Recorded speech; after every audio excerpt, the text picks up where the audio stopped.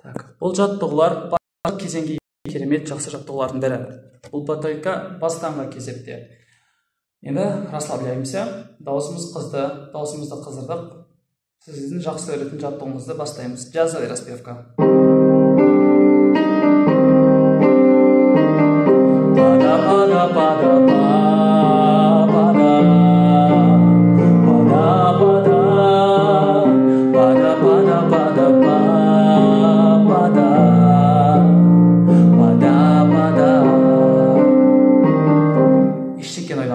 Сезіммен, тынысты тереңнен аламыз. Әрбір жаттығуларды істедік, даусымызды қысырдық.